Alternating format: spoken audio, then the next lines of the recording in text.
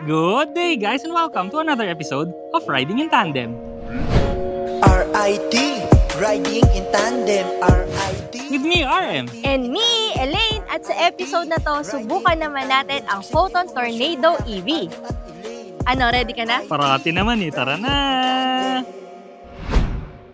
Nandito tayo ngayon sa planta ng Photon sa Clark para makita at masubukan ang pinakabagong EV lineup ng Photon. Tama ang pagkakarinig mo, merong planta ng Photon dito sa Pilipinas. Nandito nga tayo ngayon sa Clark. Kaya siguradong merong mga pyesa kasi nga meron silang mga ina-assemble na sasakyan dito. Imposible namang walang pyesa, di ba? Ito yung apat sa EV lineup ng Photon ngayon. Yung EST 6x4 Tractor Head EV kung pang-cargo ang hihilahin mo. Yung Tornado EV kung hindi naman pang-trailer yung dami ng hihilahin mo. Itong Traveler Shera naman kung passengers ang ibabiyahe mo. At itong Transvan HR Cargo EV pang last mile delivery. Balik muna tayo sa feature na sasakyan natin ngayon, ang Photon Tornado EV. Siyempre, truck to, kaya square talaga yung shape niyan. Pero mahahalata mo talagang EV to. Unang-una, sa mga blue accents. So, yan na yung sign mo na EV siya. Plus, yung Photon na logo kasi, color blue din. Importante rin sa mga electric vehicles yung aerodynamics kasi nakakatulong yan sa efficiency nila. So ang laking tulong dito, no, yung windbreaker na malaki na nasa ibabaw. At saka may nakalabas din na konting part dito sa unahan tsaka yung bumper. Napaka-importante rin ng ilaw, lalo na sa mga trucks na bumabiyahe sa gabi. Buti na lang ito naka-projector na headlights na kaya tutok na tutok yung ilaw at saka hindi siya sabog, hindi rin nasisilaw yung mga kasalubong mo. May kasama na rin tong fog lights.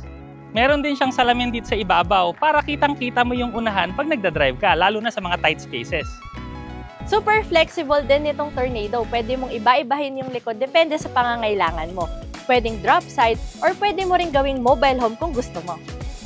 Pero itong F-Van ang nandito ngayon, kompleto to kasi meron siyang mga ilaw sa ibabaw, dito sa baba, meron din, may reflector sa baba, may bakal din na nakaharang para maprotektahan yung mga piyesang nandun sa ilalim. Meron din tong pintuan dito sa passenger side at saka yung mga hinges niya at saka yung mga locks makakapal kaya talagang matibay pang matagalan. Nandito rin sa passenger side yung charging port plus meron pa siyang salamin na nandun ulit sa ibabaw para wala kang blind side pagka nagdadrive ka. Naka-dual rear wheels din to. Ibig sabihin, tig-dalawa ang gulong sa likod. Meron din siyang spare tire sa ilalim. Dalawa yung side mirrors niya, merong mataas, merong mababa para kita mo lahat. At mababa rin yung placement ng door handles para mas madali mong maaabot. Dito sa likod, kwadradong-kwadrado pa rin siya para ma-maximize yung space ng cargo. Meron siyang maliit na spoiler sa taas at ang importante, merong ilaw para makita kayo sa gabi. Meron din siyang malalaking ilaw dito sa baba para kahit din umuulan, makikita pa rin kayo ng mga sasakyan sa likuran. Meron din tong bumper na may reflector at ang pinaka-importante, meron siyang reverse camera. Meron ka ring lock dito para pag binuksan mo yung pinto, pwede mo siyang ilock sa gilid para hindi siya hahampas para kung gusto mo lang na nakabukas itong pinto. At meron din siyang rubber stopper. Maganda rin ang pagkakagawa dito sa loob. Pati nga yung flooring niya madikit so hindi ka madudulas. Meron din tong mga sabitan sa gilid tsaka merong dalawang ilaw sa ibabaw. Sa labas ng sasakyan, normal talaga function talaga yan Pero dito sa loob, syempre function pa rin, pero importante rin kasi dito sa loob yung comfort. Pero yun naman ang maganda dito, no? Yung mga upuan pa lang nito, para kang nakasofa. So malambot na malambot siya, very good. At ito pa ha, na-adjust mo siya patalikod at nare-recline din. So komportable ka. Pati yung mga passenger na upuan, ganun din. Natutupi pa tong dalawang upuan, so 3-seater dito sa unahan. Meron siyang lalagyanan ng space sa likod para sa mga gamit. Tapos dito naman, pag nakatupi, meron siyang dalawang cup holder, tapos merong compartment sa gitna, at meron pa siyang compartment na nabubuksan. Nakakasya dito yung pagkain mo, spaghetti, fries, dalawang burger. Gutom ka ba? Marami, maluwag kasi tong space. Maganda rin yung interior nito kasi hindi siya ordinary na yung puro black lang kasi meron din siya mga brownish dito na accent. Meron din silver accents dito, meron din chrome, may mga black din. So halo-halo siya pero stylish. Pati nga yung bubong niya, medyo ano pa siya, parang mocha. Yeah, Ang manibela rin ito, urethane siya pero may mga pindutan siya. So meron siyang pindutan sa left side para sa infotainment system. Sa right side meron pa siyang cruise control. Imagine niyo, truck to. May cruise control pero yun naman yung kailangan talaga kasi pagka bumabiyahe ito ng malayo, dire-diretso, maganda talaga yung may cruise control para less yung driver fatigue. Yung mga instrument cluster naman ito, dalawa yung analog gauge, no? Sa left side, speedometer. Sa right side naman, yun yung kilowatt rating. Yung nasa gitna naman ng information, marami, no? Pwede mo pa itong iba-ibahin.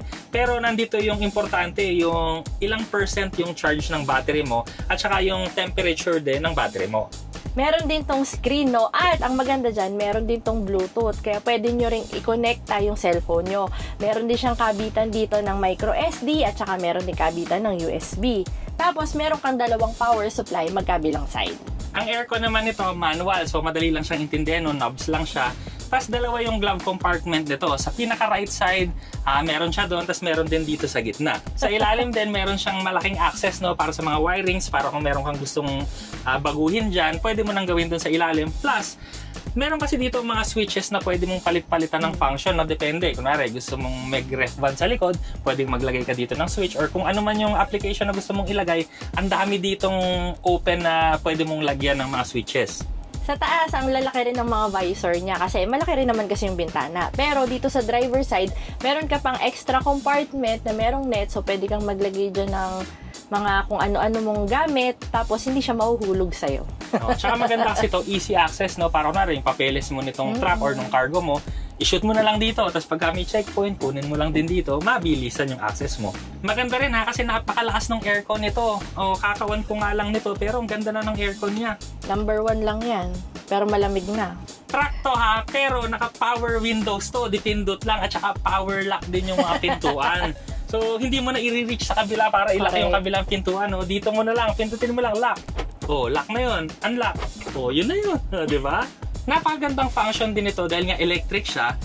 Hindi na rin to shifter, no? Hindi na to yung decambio, hindi to manual. Ang shifter nito, knob lang. Tapos ito turn mo lang pa left para sa reverse, tapos ito turn mo lang din sa right para sa drive. Tapos manual yung handbrake nito, meron ding lalagyanan sa tabi ng siguro barya, pwede dito. At meron din ng lalagyan ng drinks dito sa likod. At meron pang extrang lalagyanan pala dito. Pwede pa dito kasi maluwag sa likod ng upuan. Marami din ditong mga hawakan para pagka sasakay ka or bababa ka, hindi ka mahihirapan. So meron siyang hawakan dito sa A pillars, meron din dito sa ibabaw, tapos meron din yung regular na hawakan dito sa pintuan. So ngayon, ite-drive naman natin, no? Na-drive ko na to kanina, pero mas maganda kasi yung pag-drive natin ngayon si Elaine. So ready ka na ba? Ready na. Okay, palit tayo. Let's go.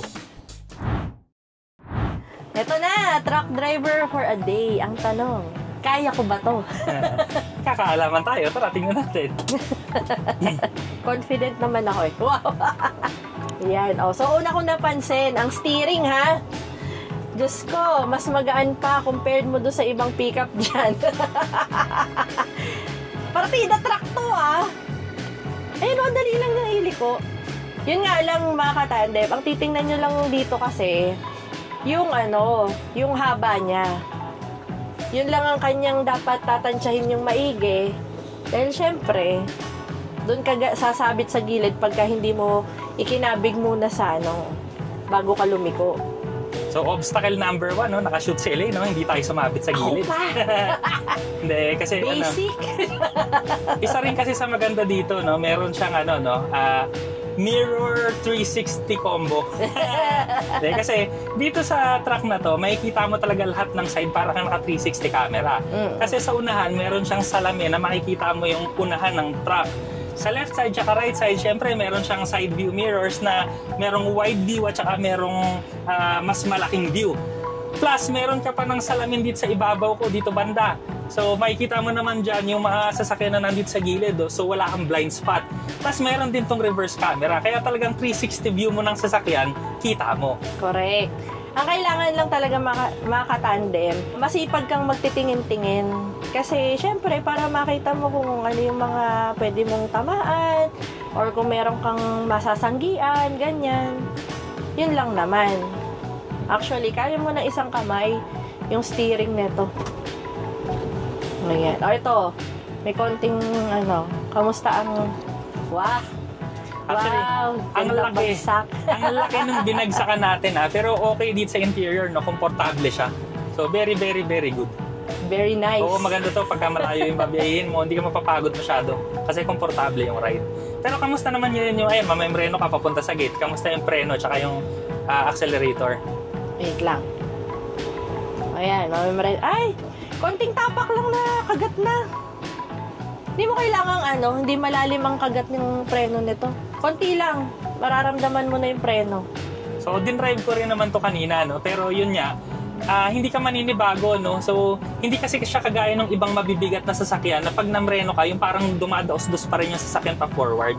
So, ito nakokontrol na kaagad ng preno niya. Oo. Tapos yung accelerator din kasi, no? Konting tapak mo lang, nag-accelerate na siya ng smooth.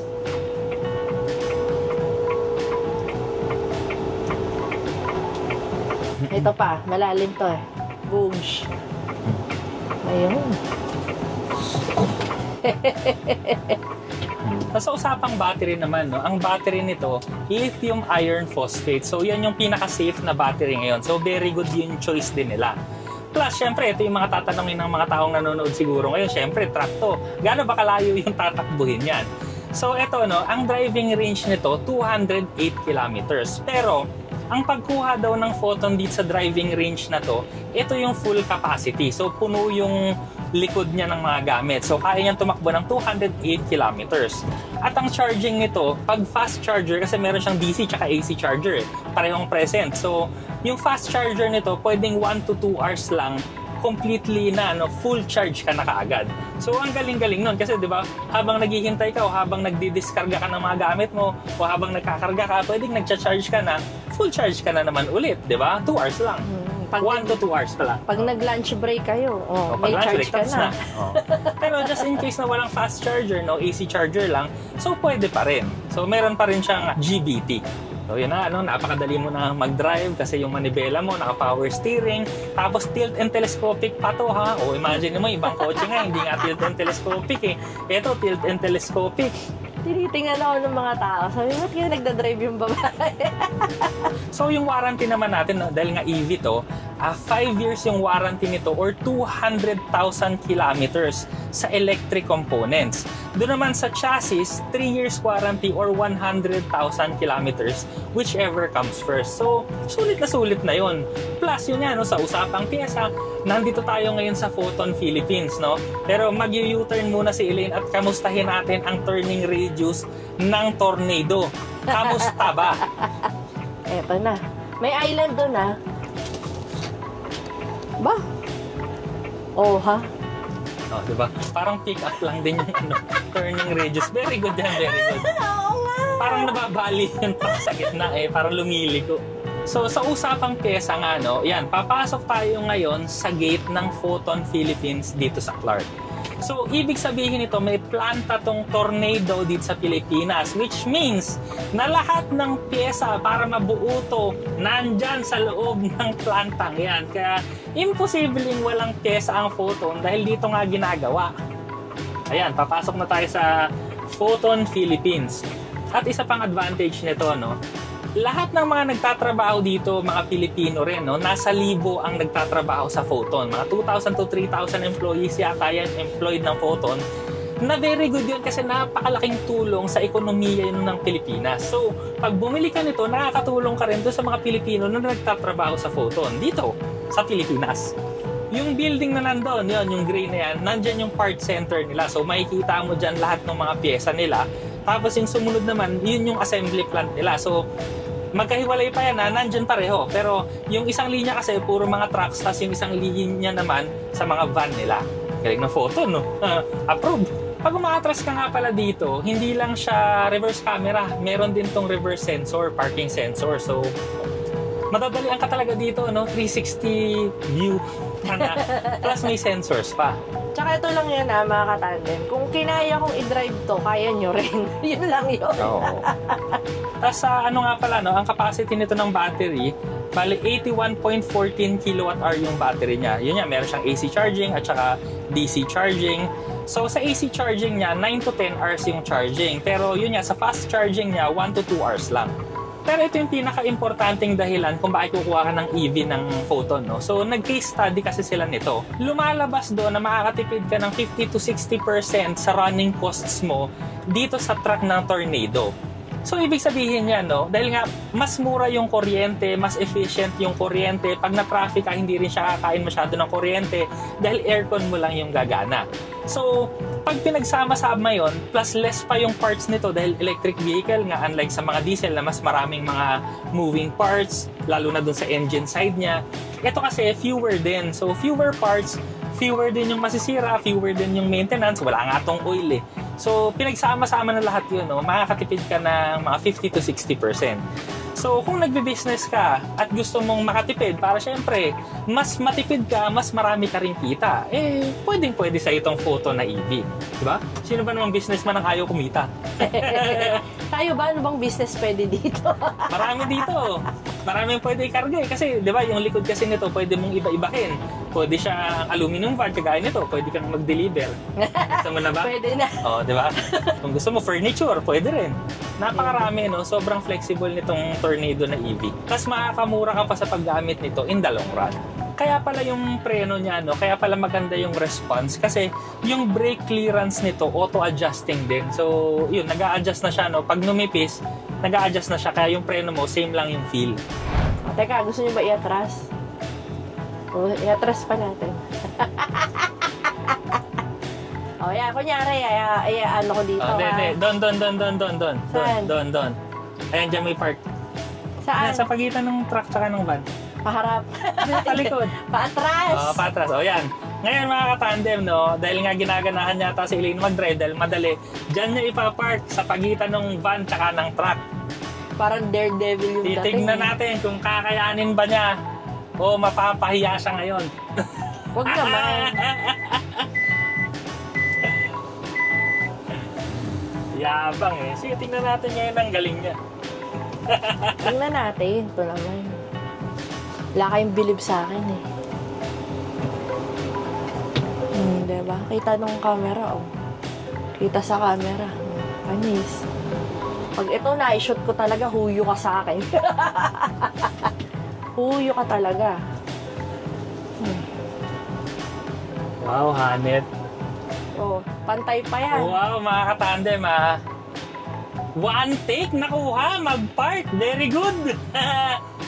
So ano ngayon ang masasabi mo sa pagpapaleho ng Photon Tornado EV? Madali lang. Malaki lang talaga siya, yun lang.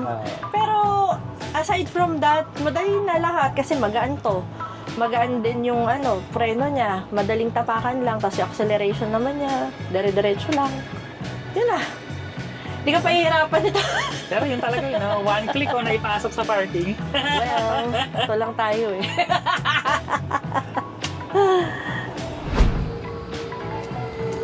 Mga katandem, kung naghahanap kayo ng truck na EV, matipid, madaling gamitin, at madali ang parts and services, ay itry nyo na to.